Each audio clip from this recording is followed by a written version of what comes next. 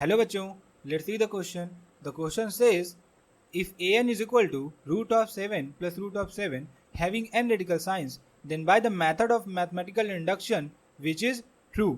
अगर इस क्वेश्चन में हमें an की वैल्यू दी हुई है तो हमें कहा है कि मैथमेटिकल इंडक्शन की मदद से बताओ कि कौन सा ऑप्शन हमारा ट्रू होगा। तो सबसे पहले हम समझ लेते हैं कि हमारा की कंसेप्ट क्या होगा इस क्वेश्चन के अंदर। तो इस क्वेश्चन के अंदर हम लोग प्रिंसिपल ऑफ मैथमेटिकल इंडक्शन का कंसेप्ट यूज़ करेंगे, जिसके अकॉर्डिंग अगर हमारे पास कोई स्टेटमेंट दिया लेट से पी ऑफ एन और हमसे कहा गया शो करो कि n belongs to natural number के लिए ट्रू है, तो इसको हम 3 स्टेप में शो करते थे। पहले स्टेप में हम इसको पी ऑफ वन के लिए ये स्टेटमेंट हमारा ट्रू होगा ये शो किया करते थे, मतलब इसके लिए ये स्टेटमेंट ट्रू है ये शो करते थे। दूसरे स्टेप में हम पी ऑफ के को मान लिया करते थे कि हमारा स्टेटमेंट जो होगा वो ट्रू होगा, और थर्ड वाले स्टेप में पी ऑफ के प्लस वन को हमारा मतलब हम प्रूफ किया करते थे कि ये भी हमारा स्टेटमेंट ट्रू हो जाएगा यूजिंग द सेकेंड स्टेप। तो अगर ये तीनों स्टेप हम सक्सेसफुली प्रोसीड कर पाते थे तो ये हम कंक्लूजन दे सकते थे कि हाँ, हम प्रिंसिपल ऑफ मैथमेटिकल इंडक्शन की मदद से ये कह सकते हैं कि हमारा जो पी एन स्टेटमेंट है वो n belongs to natural number के लिए ट्रू होगा हमारा। तो सबसे पहले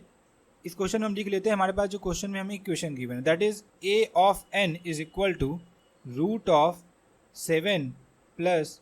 रूट ऑफ 7 ऐसे करके ये एन रेडिकल्स हमारा गया हुआ है। तो सबसे पहले हम a1 की वैल्यू चेक करेंगे, मतलब n इज इक्वल टू 1 के लिए, तो a1 हमारा हो जाएगा रूट ऑफ 7। अब a2 की वैल्यू क्या होगी, a2 विल भी हमारी हो जाएगा, 2 रेडिकल हो जाएंगे हमारे, तो ये हो जाएगा हमारा root of 7 plus root of 7। अब यहाँ पे एक चीज़ समझने वाली बात है कि we know that root of 16 is equal to 4 और root of 9 is equal to 3, और यहाँ पे प्लस माइनस होता है, बट इस वाले केस में हमारे पास सारे ऑप्शंस पॉजिटिव दिए हुए हैं, तो यहाँ पे हम लोग केवल पॉजिटिव नंबर लेके ही चलेंगे। तो रूट ऑफ 16 हमारी क्या होती है 14, रूट ऑफ 9 क्या होता है 3, तो मतलब 9 और 16 के बीच में जो नंबर होंगे वो 3 से बड़े होंगे बट 4 से छोटे होंगे। तो यानी अगर हम 7 की बात करें तो 7 क्या है हमारा 9 से छोटा है, तो यानी हम इसको लिख सकते हैं कि हमारा लेस देन 3 है।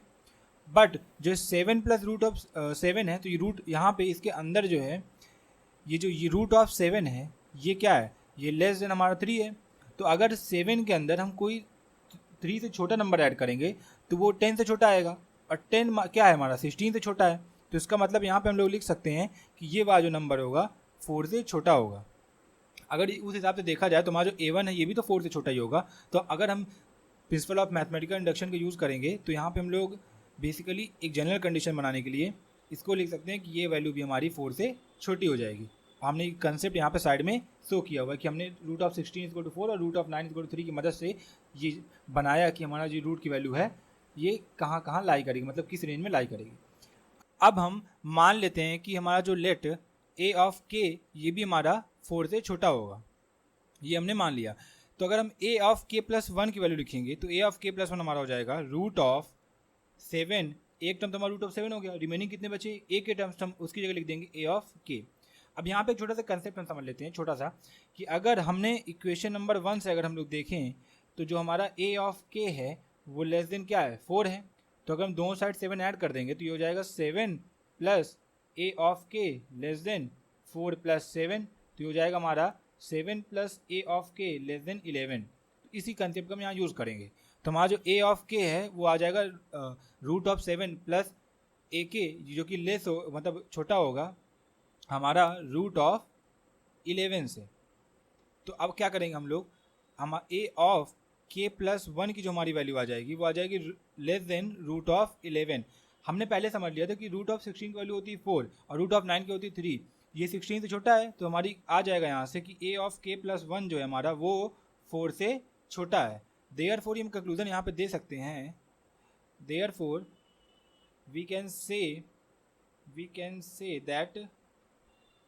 हमने जब ए ऑफ के को लेस देन 4 माना तो यहाँ से हमने शो कर दिया कि हमारा जो ए ऑफ के प्लस 1 है वो भी लेस देन 4 आ रहा है, मतलब हम ये जनरलाइज कर सकते हैं कि हमारा जो ए एन होगा वो लेस देन 4 आएगा for all n is greater than equal to n. तो अब हम यहाँ से अगर ऑप्शन मैच कराएं तो फर्स्ट ऑप्शन हमारा कह रहा है कि a n is greater than 7 for all n greater than equal to 1 नहीं, क्योंकि हमारा जो a1 की वैल्यू आई है या a2 की या a के या a के प्लस 1 की सारी वैल्यूज़ हमने शो किया है कि वो 4 से छोटी हैं, तो 7 यहाँ पे ऑप्शन मतलब गलत है हमारा। ऑप्शन भी कह रहा है कि an इज ग्रेटर देन 3, ये ऑप्शन a1 के अलावा सारी वैल्यूज़ के लिए ट्रू है, बट a1 वाले केस में जो हमारा रूट ऑफ 7 आया इसकी वैल्यू एक्चुअल में क्या होती है 2 पॉइंट समथिंग होती है, जो कि हमारी 3 से छोटी है। तो मतलब हम ये नहीं कह सकते कि हमारा जो an ग्रेटर देन 3 है, मतलब हमारा ये ऑप्शन भी हमारा गलत होगा। ऑप्शन सी कह रहा है कि an less than 4 for all n greater than is equal to 1, ये ऑप्शन हमारा करेक्ट है। ये हमने क्वेश्चन में शो भी किया, तो हमारा जो ऑप्शन सी है वही करेक्ट है। क्यों? क्योंकि हमने यहाँ पे a1 a2 a को माना और फिर a के प्लस 1 को प्रूव किया। तो ये प्रिंसिपल ऑफ मैथमेटिकल इंडक्शन के अकॉर्डिंग हमने तीनों स्टेप में शो किया हुआ है कि हमारा जो a ऑफ n है वो लेस देन 4 आ रहा है। तो ये हमारा ऑप्शन सी करेक्ट होगा। ऑप्शन डी कह रहा है कि a of n less than 3, जो कि गलत है, क्योंकि किसी भी ऑप्शंस में केवल ऑप्शन नंबर ए जो है हमारा a1 बेसिकली a1 उसकी वैल्यू लेस देन 3 आ रही है, बट बाकी किसी की वैल्यू हमारी लेस देन 3 नहीं आई, तो ये ऑप्शन भी हमारा गलत हो जाएगा। तो हमारा जो फाइनल आंसर होगा that is option number C. I hope you understood everything very well. Thank you and best of luck.